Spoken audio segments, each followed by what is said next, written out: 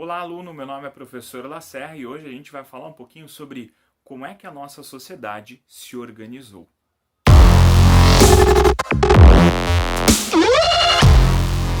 Pois é, olha só, você já se perguntou como é que a nossa sociedade se organizou?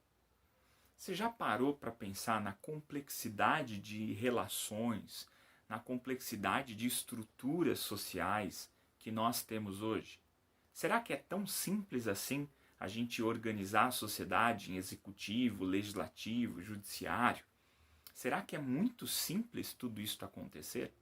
Para nós, isso aparentemente é fácil de entender, porque já está colocado. Nós já vivemos isso há muitos anos. Mas no período em que isso foi introduzido, foi nada fácil. Olha só, vamos pensar comigo o seguinte. Nós estamos num período de transição no que é a história moderna e a história contemporânea, certo? A história contemporânea é o período em que nós estamos vivendo hoje. A história moderna é um período anterior ao nosso. Na Idade Média, predominava ali a influência do pensamento religioso na sociedade. Então a galerinha toda era fortemente conduzida pelo pensamento religioso. A sociedade religioso.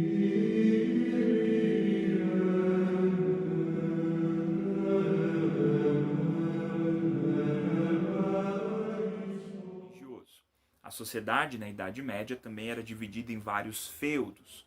Isso dificultava uma série de coisas, entre elas o governo de um cara só e principalmente das atividades econômicas. O comércio, por exemplo, era uma desgraça, porque cada feudo tinha uma estrutura econômica, política, legislativa absolutamente diferente umas das outras.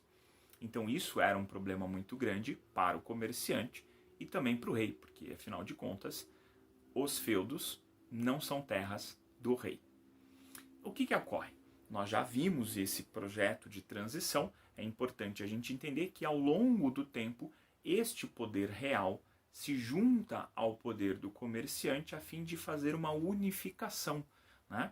E essa unificação ela tem um terceiro entezinho aí, né? Ela tem um terceiro apoio, que é o apoio da religião.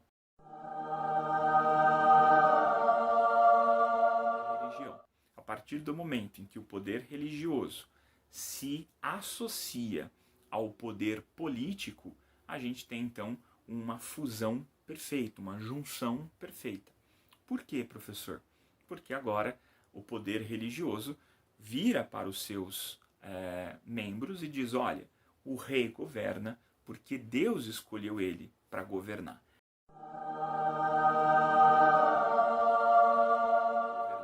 É o chamado poder divino dos reis. Muito bem, então o direito divino dos reis estava posto dentro desta sociedade. Mas a ideia do poder divino dos reis, ela começa a ser então questionada. John Locke, um dos pensadores lá do século XVII, começa a formular aí vários tipos de críticas à ideia do direito divino dos reis. Rousseau é outro cara também que vai fazer esse tipo de crítica. Esse movimento de pensar a sociedade, de propor novas ideias e, consequentemente, valorizar a razão, o pensamento, a independência do homem em relação à influência religiosa, foi dado o nome de iluminismo, ok? Então, a palavra iluminismo vem da ideia de iluminar, onde luz seria o conhecimento, a razão. Então, tudo isso se junta a um período de insatisfação de algumas camadas da sociedade da era moderna. Essas camadas elas eram muito importantes porque elas tinham grande poder financeiro. Eram comerciantes, mercadores, eram artesãos, eram banqueiros, pessoas que tinham muito dinheiro e tinham uma importante ação financeira nessa sociedade. E quando eles começam a ouvir as ideias iluministas, eles começam ali a enxergar naquelas propostas um importante momento de participação política. Por quê? Uma das bases principais do iluminismo é a ideia do contrato social. O que seria então um contrato social? Continuava a valer a ideia de um Estado, né, o governante, enfim, só que agora a gente precisava ter não mais alguém que governe de forma absoluta, mas alguém que comece a ser sim questionado, porque todo mundo tem possibilidade de errar. Então este erro precisa ser corrigido por outras pessoas. Dali então começa-se a ganhar força a ideia de Montesquieu, que é a divisão do Estado, divisão do poder em 3 poderes, né?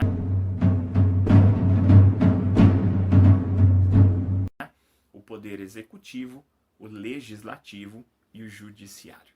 Essa divisão do poder era fundamental, porque você tirava excessos que poderiam ocorrer.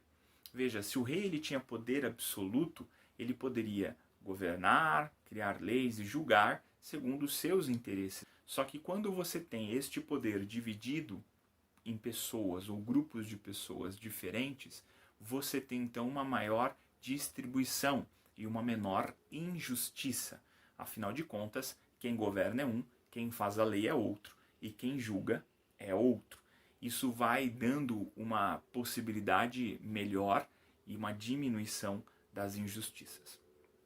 Todo este ambiente começa a ganhar força dentro dessa sociedade.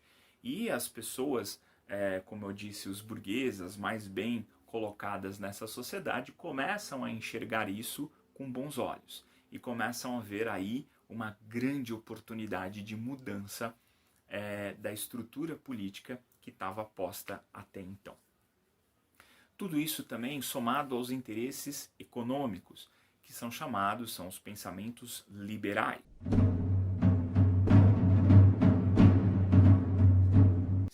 Segundo o pensamento liberal, você não pode ter mais o controle do Estado na economia, mas uma liberdade de negociação.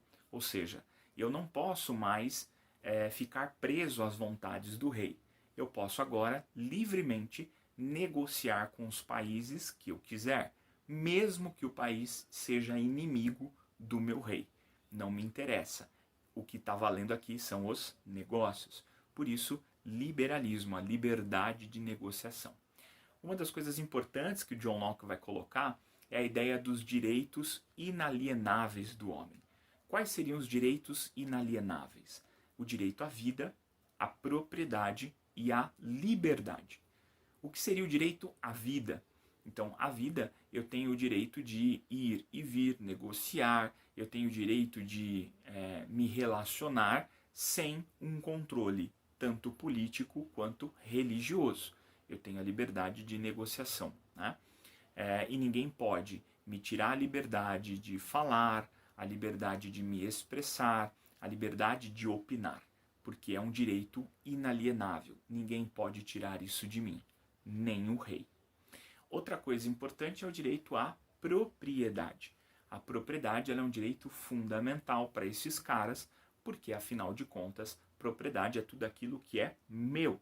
Então, se eu construir determinada coisa, se eu elaborei, se eu fiz algum determinado produto, ou se eu comprei este produto, ele é meu. Ninguém tem o direito, nem o Estado, nem o rei, de interferir nessas coisas. Então, todas essas estruturas, elas foram colocadas muito claramente para essa sociedade, abrindo espaço para os questionamentos. Então, o iluminismo e o liberalismo vão servir de base para o pensamento das revoluções que a gente vai ver mais para frente. A Revolução Inglesa, a Revolução Americana e a Revolução Francesa. Ok? Esses pensamentos começam a colocar aí à tona a discussão sobre os direitos. Afinal de contas, se nós temos direitos, quais direitos seriam esses? Espero que vocês tenham compreendido. Eu vou recapitular algumas coisas muito importantes e pontuais para a gente falar. O iluminismo é uma forma de pensamento que defende a capacidade do homem por meio da razão. O liberalismo é um pensamento político e econômico que defende o livre comércio, a livre negociação. E a burguesia ela vai dar apoio a esses pensamentos, porque ela quer participar das decisões políticas e ter a sua liberdade de negociações. Isso tudo mostra para nós que os direitos são conquistas. E se nós não defendermos que o Estado pratique esses direitos e que nós possamos defender esses direitos, não adianta de nada. Todo ser humano tem direito à propriedade. Ninguém pode ser mantido em escravidão ou servidão. Ninguém será submetido a tortura, nem a tratamentos ou castigo cruel, irmãos.